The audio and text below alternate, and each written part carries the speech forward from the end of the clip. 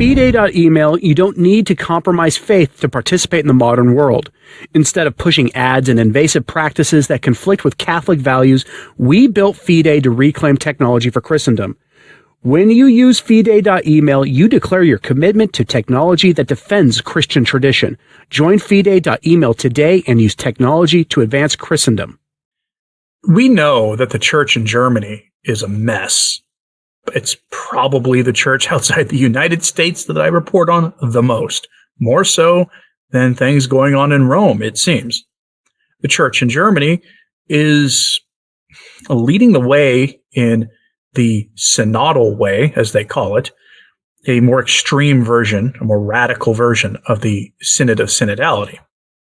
Famously, during the Synod on Synodality, the German bishops tried to impose women's ordination and changing of the teachings of acts suited to the married state, and a whole lot of other things, all in the name of preventing McCarrick kinds of problems again in the future. And Pope Francis told the Germans to go with the whole church, don't go it alone, which is a little different than just telling them to stop. But the Germans have always been, for the last several decades, going light speed compared to everyone else in the church on their reforms, as they call them.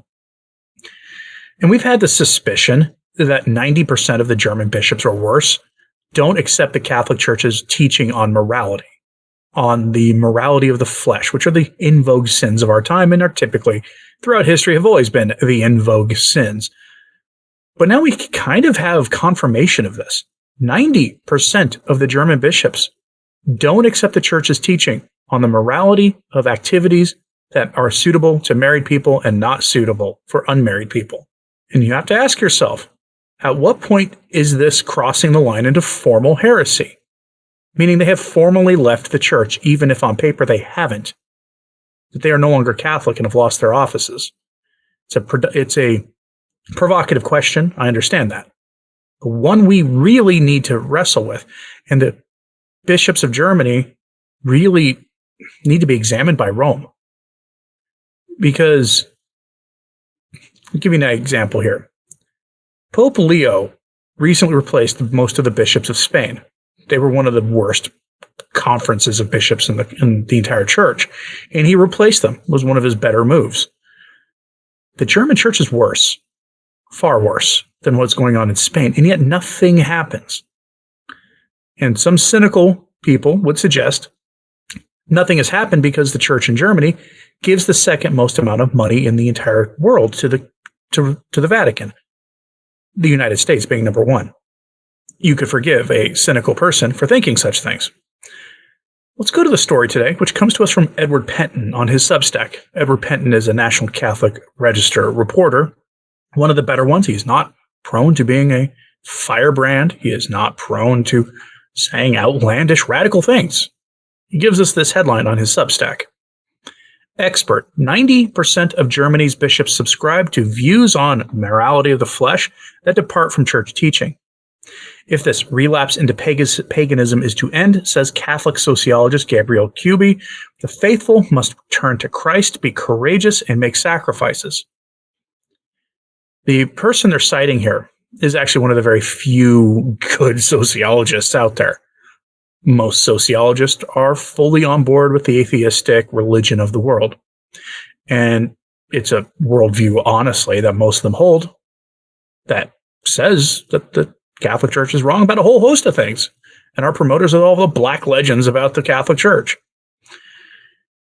For a sociologist to say this, even a Catholic one, is remarkable. And it should serve as notice to Rome to do something about these bishops. Go to the article. Quote, the imposition of anti-Catholic education of the flesh guidelines on Catholic schools in the German Archdiocese of Hamburg that I reported on in the National Catholic Register last week is by no means an isolated case. According to the German Catholic writer and sociologist Gabriele Kuby, almost 90% of Germany's bishops support an approach which involves teaching children that James Martin activities and the ideology of the flesh are normal, acceptable, and should be encouraged. 2 German bishops have recently indicated their backing for such education by stepping forward to boldly denounce the Church's moral teaching on matters of the flesh. Bishop Peter Kolgroff of Mons has stated that biblical statements about James Martin activities should not be read as timeless truths. Today, I will always understand texts from Holy Scripture that speak about the sins of James Martin in light of their historical context, and not simply derive timeless eternal truths from them, he said during a June 20th television discussion. Meanwhile, Bishop Heinrich Timerevs of Dresden-Meissen recently called for a change in church teaching on identity of the flesh and inclinations of the flesh. This requires a new way of thinking, which is expressed in the church teaching and the Catechism of the Catholic Church, the bishop said in an interview. The bishop said he was uncertain how many issues regarding gender, but hoped the church teachings in the field of anthropology and theory therein would change. This requires us to engage in scientific debate. This also means that this debate is not an ideology-driven science, but rather a genuine struggle for truth. End quote. Amazing. Amazing. These bishops have been in power for a long time. They don't hide their beliefs.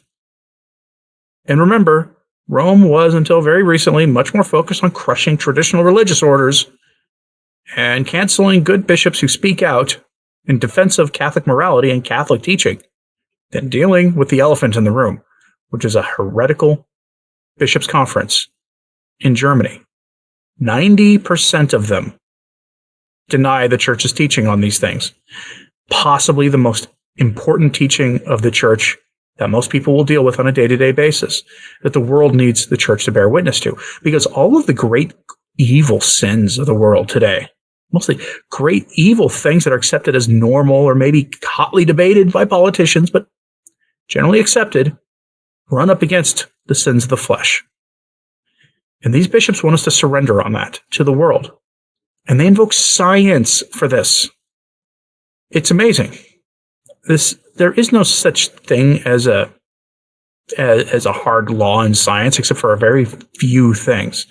Most scientific studies are supposed to be open to challenge, to new data, and to changing their hypothesis when confronted with data that contradicts what's accepted.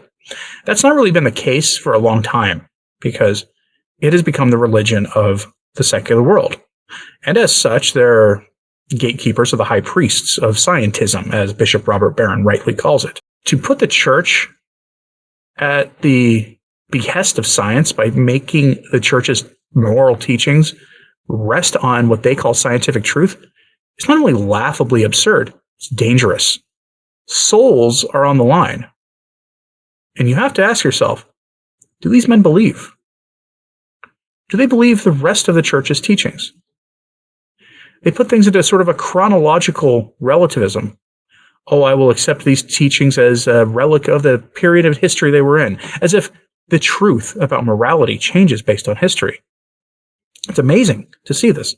And these bishops still held their offices on paper.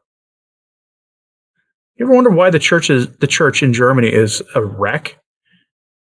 Think back to history.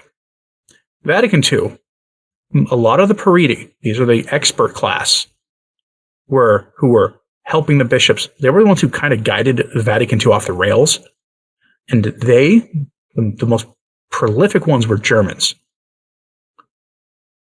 If you go back to why that is, I suspect it has to do with post-war kinds of regrets that they had and the sort of being in shock culturally. It goes a long way to explain how things happened, especially when you consider that after that war, culturally, Germany went off the rails completely on moral issues. They did so ahead of the US and other places. And that's never really changed.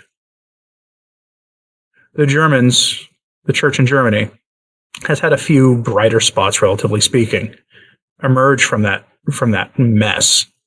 But it seems that the entire bishops' conference is in the hands of heretics. And this sociologist makes this clear.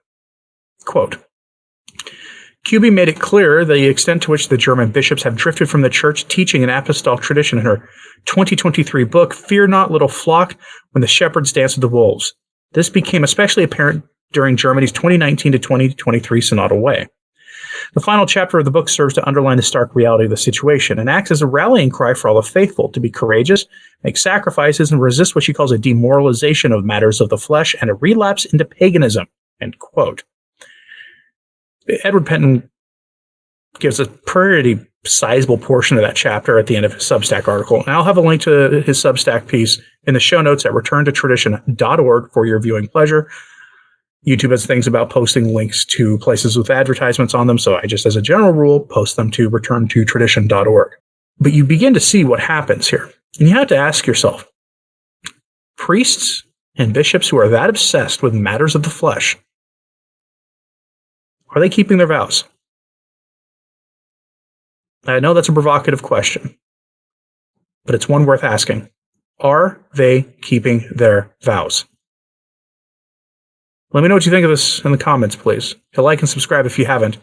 It absolutely helps. Sharing this on social media helps too. If you've ever thought about supporting the work we do at Return to Tradition, bringing you news stories and live streams every day, we have options in the description box below. Patreon, Subscribe Star. Viewers asked for all these options. Happy to give them. The join button is that little subscribe plus if you want to do it through YouTube.